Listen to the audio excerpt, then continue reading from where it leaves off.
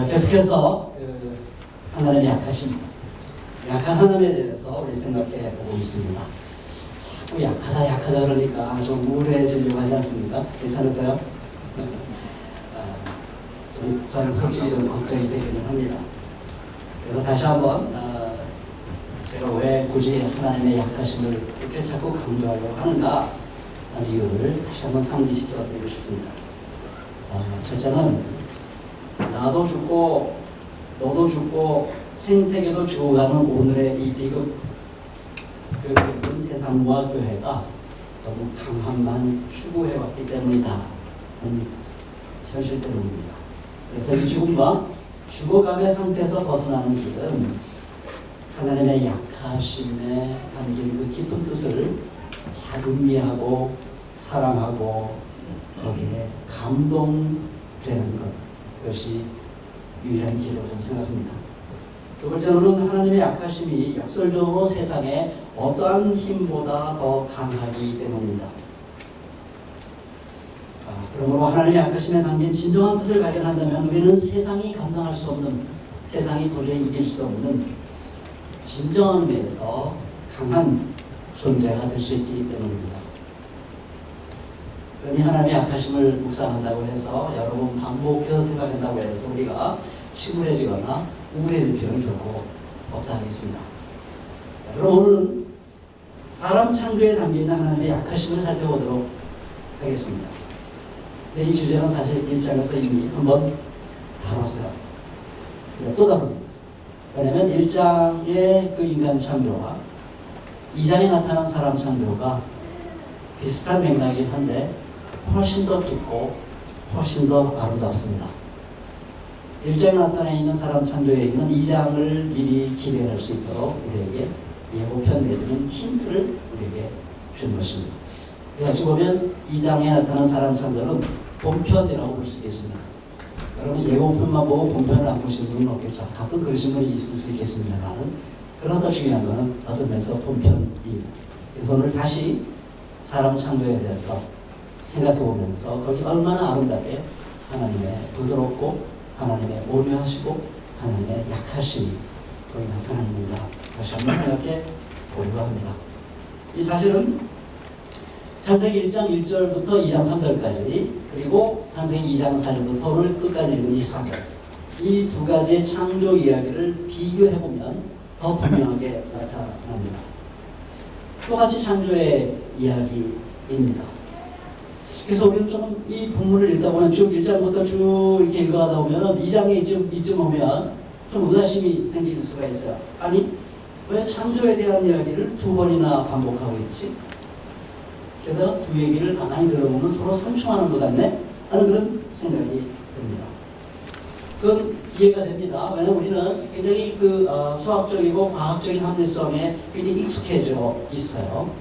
그러나 이 시대는 이 창세기가 구전되고 편집되고 이렇게 완성본으로 서술될 때는 우리에게 익숙한 그런 수학적이고 과학적인 논리성, 합리성에 그렇게 익숙하지 않은 때입니다.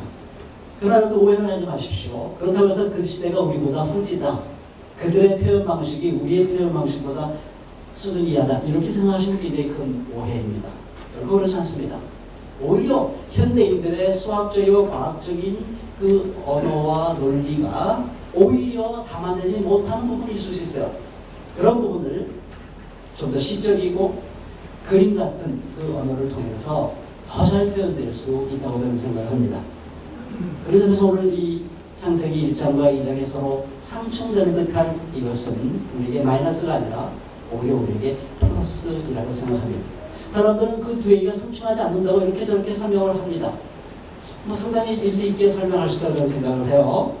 자세히 보면 창세기는 전체 우주를 얘기한 거고, 이 창세기 2장은 사람 중심으로 동산 얘기를 하고 있어요. 땅도 똑같은 의미의 땅이 아니에요. 그렇기 때문에 조화시키려면 조화시킬 수 있어요. 자세히 원리를 막 써가지고요, 이게 충돌하는 게 아니더라고. 근데 저는 그런 거에 별로 관심이 없어요. 솔직히 저는 거기에 별로 관심이 없습니다.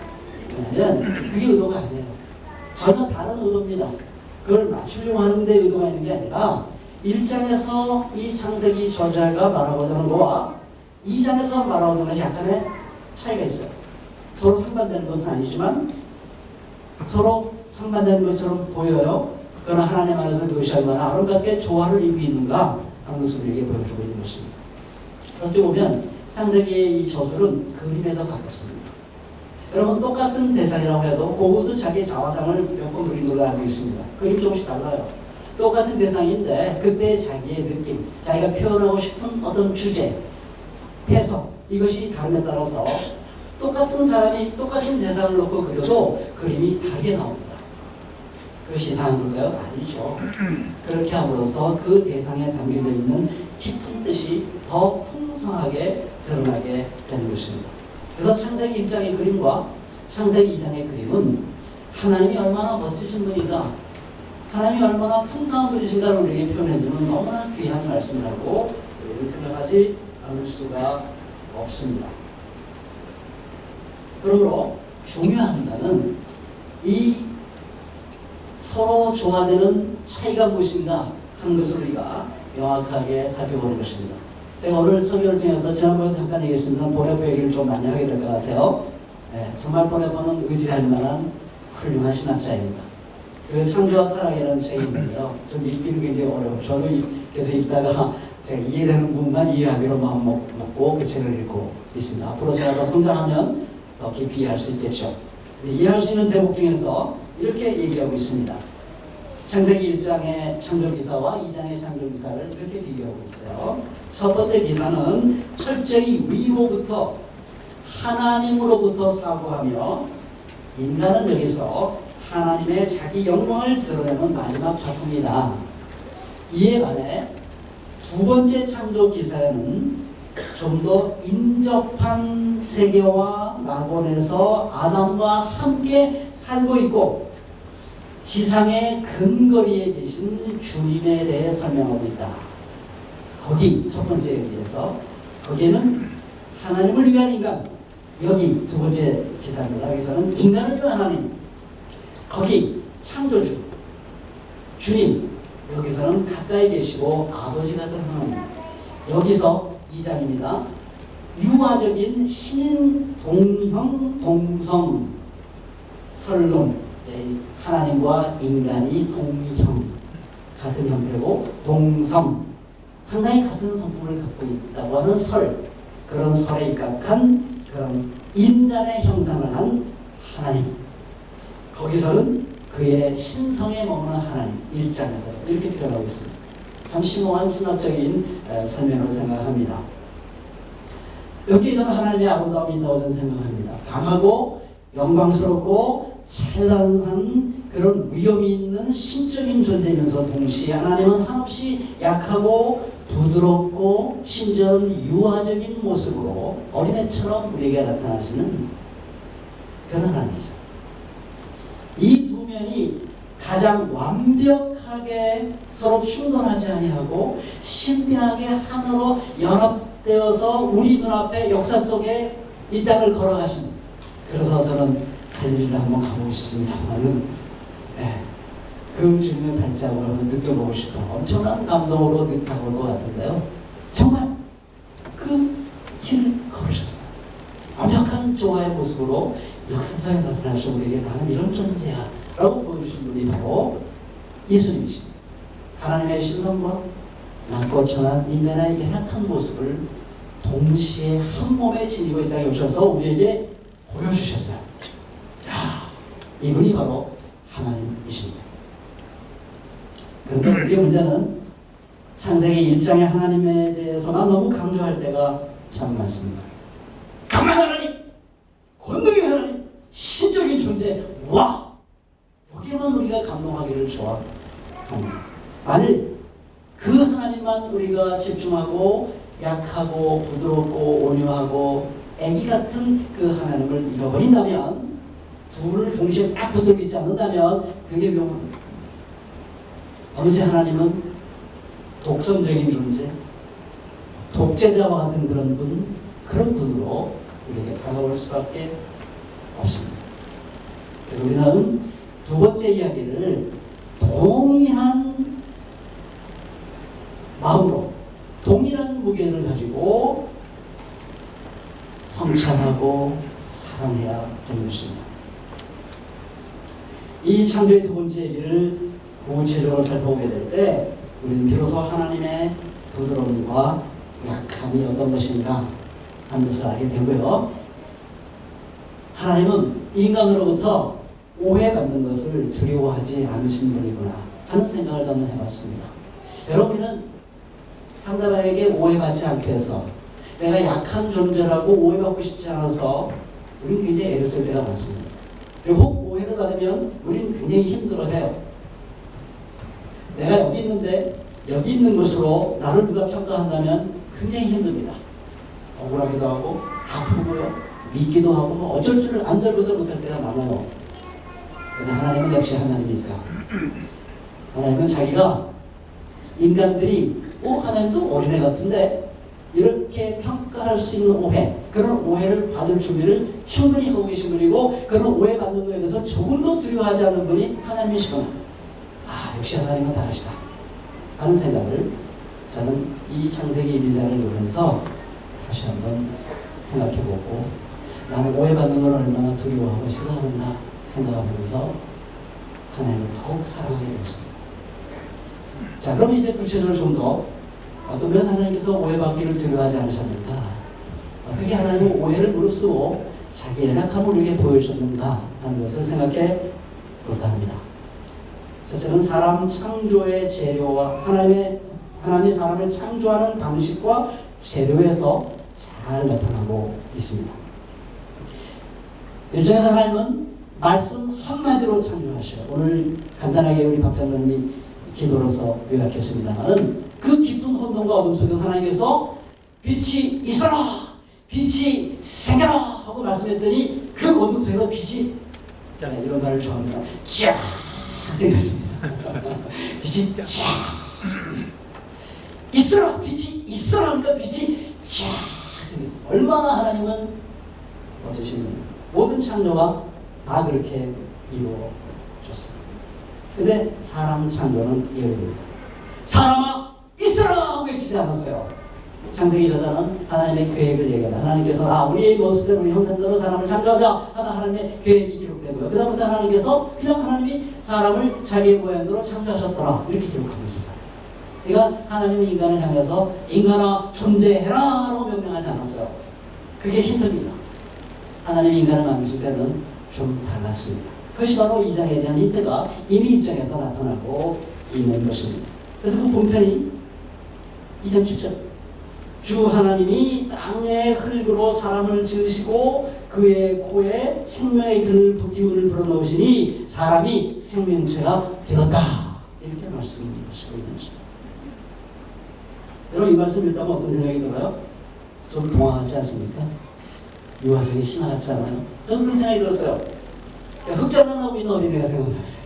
제가 좀 너무 하나님을 이상하게 그러지 우리 흑장난 흑지으로 한 걸 만들려고 하는 거 아니면 이 바닷가 그 모래사장에서 애들이 막 모래성 쌓고 막 만들잖아요. 그런 모습이 생각이 났어요. 제가 신성모독인가요? 하나님 그냥 진흙장난으로 그냥 모르네. 흙으로 그 물을 적셔서 흙 빚어서 뭘 만들고 계시는 그런 하나님. 빛이 있으라! 빛이 생겼다 이 하나님이고요. 진흙을 가지고 점을 합점을 딱 만지시면서 사람을 창조하는 얼마나 대조가 됩니다. 여러분 대조를 안 되시는 모양인가요? 저만 혼자 흥분하고 있나요? 저는 그 두 분의 하나님이 너무 대조가 됩니다. 입장 하나님은 신상의 아우라가 있어요. 권위, 품위, 품격 저 높은 곳의 하나님. 이 장의 하나님은 우리가 더 복잡하게 하셔서 우리가 흔히 보는 어린아이처럼 내게 져서 계신 그 하나님, 그 하나님을 저는 감사합니다. 그 하나님은 우리 가운데 계신 그 어떤 분 중에 한 분으로 우리를 소개하고 계십니다. 그러나 그렇다고 해서 우리가 똑같지는 않아요. 왜냐면 우리가 신육으로 만들어봤자 얼마나 멋있는 걸 만들 수 있겠어요? 그런데 하나님은 정말 하나님이라는 것을 증명해 주십니다. 아름다운 인간을 거기서 창조해 주십니다.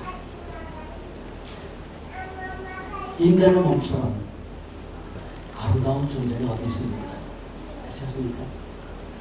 가장 아름다운 미술 작품이 있다면 그건 인간의 헐거벗은 모습일 것입니다. 물론 이제 여인은 이제 갈비뼈로 만드셔서 어떻게 하는지 좀 궁금하긴 합니다만은 어쨌든 그래도 그거는 흙이에요. 그렇죠? 그거는 흙입니다. 흙으로. 그래서 저는 그런 생각이 났어요. 인간의 그 육체가 얼마나 아름다운가. 그 위대한 작품 중에 여성은 누가 생각납니까? 여성의 아름다움을 잘 표현한 그 작품 뭐가 생각나요? 저는 그냥 어렸을 때 늘 머릿속에 남아있는 밀로의 비너스상. 네, 그게 생각이 나고요. 내 눈으로 봤어요. 와, 진짜 아름답더라고요. 두 번째, 남자의 육체. 제가 생각나는 건 누구였냐면 미켈란젤로의 다윗상이었어요. 제가 원래 크리스천 네임이 다윗이거든요. 근데 그 다윗은 너무 그림체더라고요. 그래서 저랑은 좀 다릅니다만 아무튼 간에 너무 멋있잖아요. 여기 하나님의 위대하심이 있는 것입니다. 우리와 같이 우리 곁에 계신 존재로 오셨음에도 불구하고 그 아름다운 창조적인 능력을 우리에게 보여주시는 그런 분이십니다. 그러니까 우리는 생각할 때 흙으로 빛을 지으시니까요. 무슨 손이 있네? 또 어떻습니까? 흙으로 지은 다음에 어떻게 했죠? 그 코에 하나님의 생명의 기운을 하고 불렀어요. 그럼 하나님 우리처럼 하나 입도 있다는 얘기네? 이런 느낌 들지 않습니까? 그래서 이 1장과 2장의 그 하나님을 담아내는 한 표현이, 멋있는 표현이 2장에서 등장하기 시작합니다. 그건 뭐죠? 주 하나님이 땅의 흙으로 사람을 지으시고 했어요. 주 하나님이. 때로는 성경에서 이런 짤막한 한마디가 엄청난 뜻을 갖고 있다는 것을 발견하게 됩니다. 여러분, 주는 히브리어로 발음을 잘 안 하는데요. 이 히브리어, 원래 성경 히브리어는 모음이 없습니다. 자음만 있어요. 나중에 히브리들이 그걸 그냥 모음을 붙여서 읽죠. 근데 자음만 때 영어로 따지면 YHWH예요. 그게 하나님의 이름입니다. YHWH. 주, YHWH, 엘로힘. 엘로힘은 전능하신 하나님이라는 뜻이에요. YHWH는 하나님의 이름이고요. 하나님의 보통명사, 고유명사고, 엘로힘은 하나님의 보통명사입니다. 신, 전능한 신. 그러니까 저를 사람이다 하고 말하면 저를 그냥 보통명사로 부르는 거예요. 사람이다. 그럼 저를 뭐라고 부를까요? 저를 누구나라고 부르면 저를 여러분들이 고유명사로 부르는 겁니다. 그러니까 하나님이 자기 자신을 엘로힘으로도 표현하지만 내 이름 불러? 괜찮아? 내 이름 불러? 여러분 갔다 오시면 이름 부르라고 하잖아요. 그렇잖아요? 우리 형 동생 아버지 이름, 형 동생끼리 이름을 안 부르고 영국에서는 교수님들도 프로페서는 영국에는 미국의 프로페서는 다릅니다. 영국의 프로페서는 엄청난 번역을 가지고 있는데 이름 그래. 피터, 딕, 짐. 그냥 누구나 이렇게 저를 누구나 저를 앞으로 누구나 불러도 괜찮아요. 친하면 그냥 누구나. 하나님께서 이 출애굽기 3장 6장에서 자기 이름을 소개하거든. 나는 이제부터는 WHYH로 불러라 이래요. 근데 인간이 두려워가지고 못 부르죠. 그럴 필요 없는데 불러야 돼요. 아무리 하나님 불러도 우리가 부를 수 있겠냐 그래가지고 YHWH가 나오면 뭐라고 부르냐면 주님하고 불렀어요. 주, 아도나이. 히브리어로 아도나이. 그래서 YHWH 아도나이에 모음을 붙여서 사람들이 여호와다, 야훼다 이러는 거예요. 그렇게 아마 하나님이 그걸 부를 때 야훼다, 여호와다, 야훼다 그랬을 거라고 추측을 하는 겁니다. 그래서 보수인 사람들은 여호와, 좀 진보적인 사람은 야훼 그렇게 부릅니다. 그래서 저는 어디가 정확한지는 모르겠어요. 근데 어쨌든 여기 주라고 부를 때는 YHWH예요. 하나님께서 부르라고 하신 그 이름이 바로 주입니다. 주. 그 하나님은 우리 보고 친구 목자고 하시는 하나님이에요. 이름 불러? 그래, 이러시는 하나님이에요. 하나님은, 엘로힘은 전능하신 하나님. 그래서 하나님은 전능하신 분과 우리의 친구 되시니 하나로 조화를 이루시는 겁니다. 주 하나님. 여기에 사실 창세기 1장 2장의 중요한 주제가 아름답게 그려지고 있는 것입니다. 아까도 말씀드린 것처럼 그 주 하나님을 우리에게 완벽하게 보여주시는 분이 바로 예수님. 흙이라 흙이라고 하는 재료에서도 하나님의 저는 모습을 상상해 볼 수 있겠습니다. 흙, 얼마나 흙가루예요. 흙가루. 땅에 흙이라고 말했거든요. 땅은 좀 이 딱딱한 땅이고요. 땅의 흙이라는 건 부드러운 흙먼지입니다. 흙가루예요. 하나님께서는 그 부드럽고 약한 흙가루를 재로 삼아서 우리 인간을 만드신 쇳덩어리로, 인간을 쇳덩어리로 만드신 게 아니라 흙가루로 우리를 만드셨어요. 하나님 마음이 얼마나 따뜻하신 겁니다. 흙이라는 거는요, 모든 존재를 가리지 않고 쏟아주는 게 흙입니다. 그래서 뿌리를 내리고 생명을 스스로 키울 수 있도록 자기를 내어주는 게 흙이요, 흙의 가루입니다. 여러분, 아주 보드러운 흙가루를 만지면 얼마나 기분이 좋아요. 모래사장 이렇게 아주 부드러운 모래를 이렇게 만지면 얼마나 기분이 좋아요. 따뜻하지 않습니까? 그것만으로도 우리 마음이 부드러워져요. 그래서 흙에 가까이 사는 사람일수록 마음이 부드러워지고요. 흙부터 멀어지고 시멘트와 이 쇳덩이에 가까운 사람들의 마음이 강팍해지는 것입니다.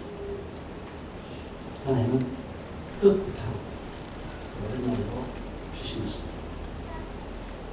세상의 관점에서 보자면 이런 요소들은 매우 약한 것을 구성합니다.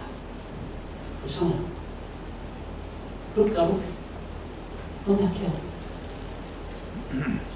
그래서 하나님은 약하십니다. 근데 얼마나 고마운지 몰라요. 우리가 요즘 이 세상이 아까도 기도 쭉 하셨습니다만 민주화도 민주도 퇴행되고 뭐 자살률을 놓고 요즘 젊은이들의 언어가 이제 주류가 더 참고, 어떤 분이 그러더라고요. 젊은이들의 언어가 요즘 주류가 더 참고 마음들이라고. 요즘 가장 최근에 나온 젊은이들의 언어가 뭔지 알아요? 이생망이라는 거 알고 들어보셨어요? 이번 생은 망했구나. 그래가지고 이생망이라고 그래요. 네. 왜 그렇게 됐을까요? 왜 젊은이들이 이렇게 희망이 없는 그런 시대가 됐을까요? 누구 탓입니까? 뭐 때문에 그렇습니까? 저마다 힘들어하기 때문입니다. 힘이 센 놈이 이기는 거예요. 청년들은 힘이 없어요. 설 자리가 없어요. 치킨 게임에 말이에요. 치킨 잘 하시잖아요. 우리 한반도는 아주 왕성한 치킨 게임을 좀 하고 있습니다. 저에서는 무슨 핵 실험하고 쑥 터뜨리고, 이쪽에서는 사드 배치한다 그러고, 핵잠수 와서 훈련한다 그러고, 연합 훈련한다고 하고, 지금 개성공단 폐쇄하고 저쪽에 그래? 그러면 추방이 나오면서 지금 힘들어하고 있는 거야. 괜찮아요. 누가 더 기가 센가? 누가 더 힘이 센가?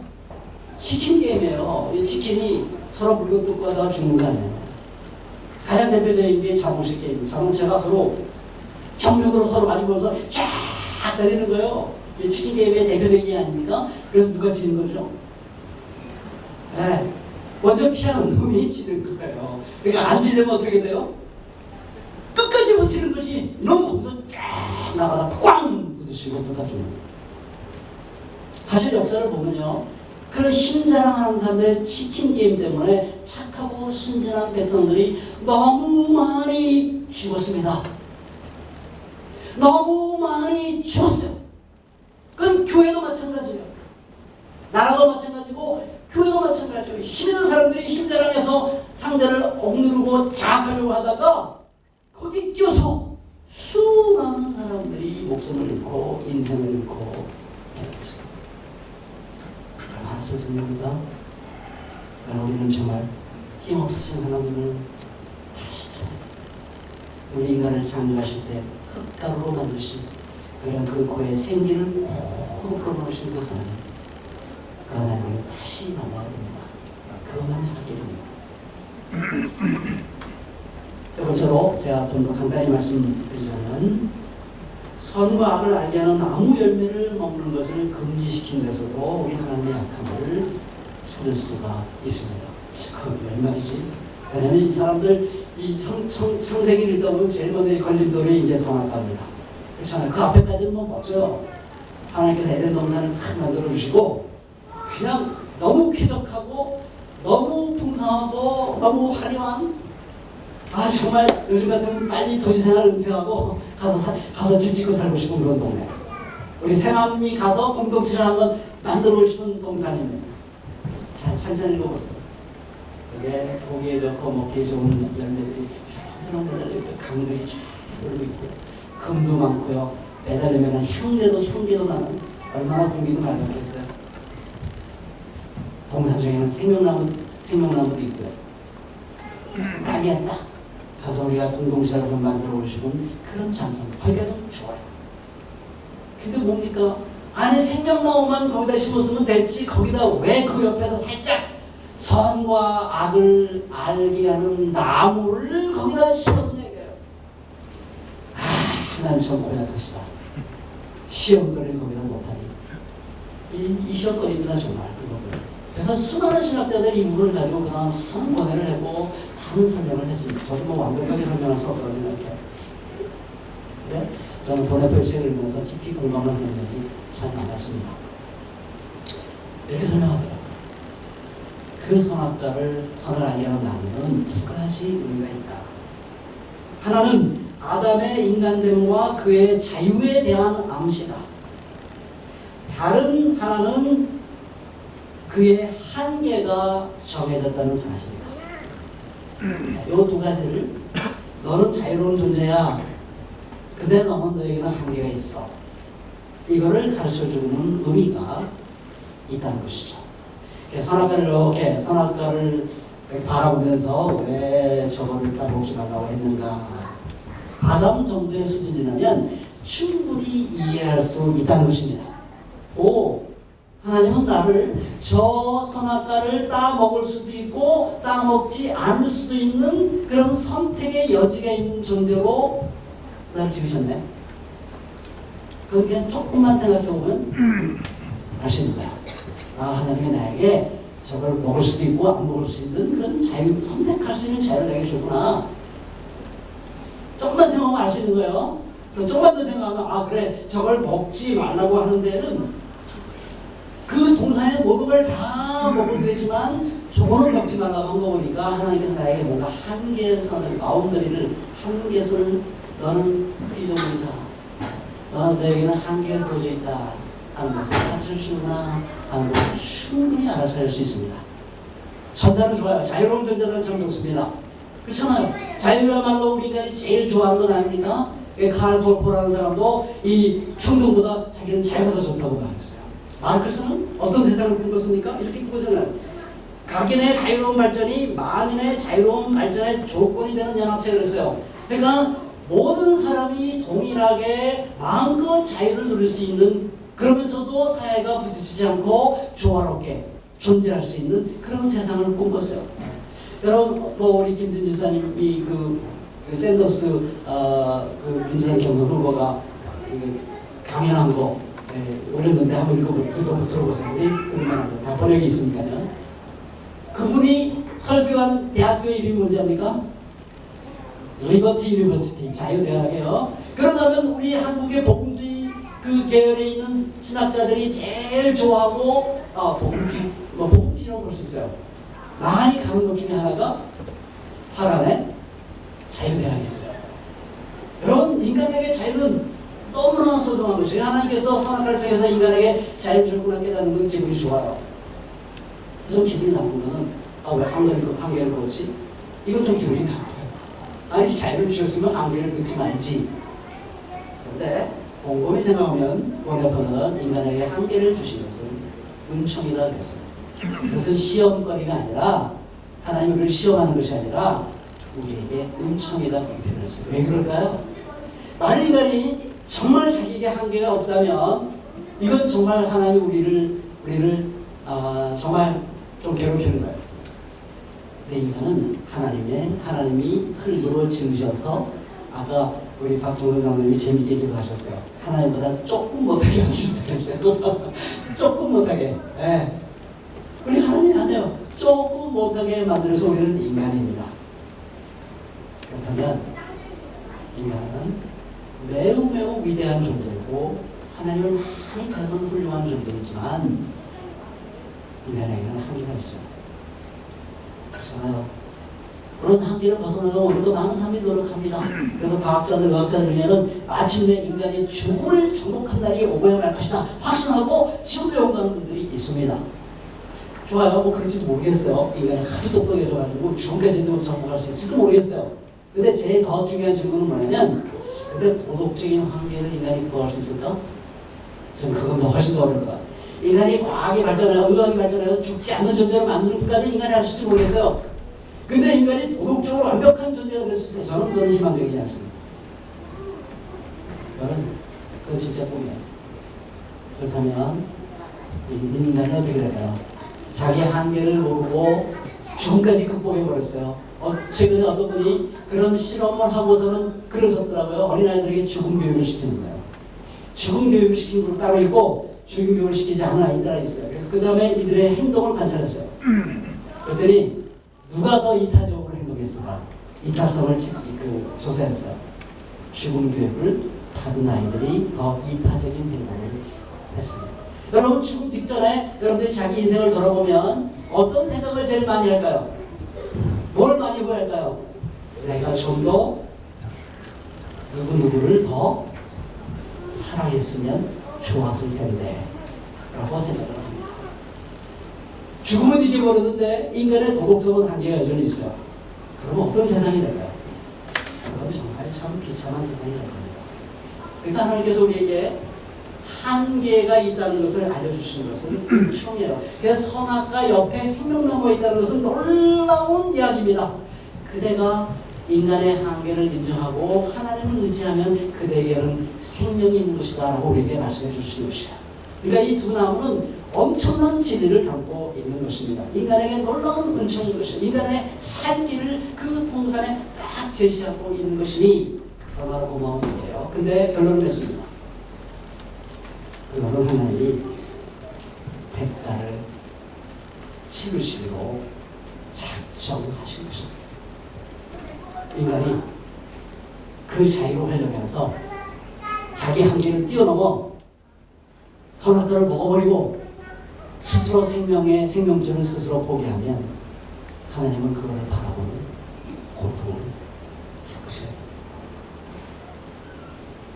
꼼짝없이 하나님 사람의 배신을 겪으시면서 말할 수 없는 아픔을 겪고 내셔야만 되는 것입니다. 그래서 예수님은 그 하나님이시기 때문에 그런 분이시기 때문에 자기가 고통을 당할지언정 우리를 자유로운 존재로 생명을 누릴 수 있는 존재로 만드시기 위해서 자기가 그 고통을 겪을 각오를 하십니다. 자기가 상처를 안 받으려고 다른 사람에게 자유를 뺏어가는 그런 분이 아닙니다. 우리는 세상에는 자기가 상처받지 않으려고 수많은 상대들을 노예로 삼는 사람이 너무나 많습니다. 우리 청와대도 그런 분이 앉아 계신 것 같아요. 평양에도 그런 분이 앉아 있는 것 같아요. 자기가 상처받지 않으려고 수많은 사람들을 노예로 만듭니다. 하나님은 자기가 상처가 될지언정 사람들의 넉넉한 선택의 자유를 주십니다.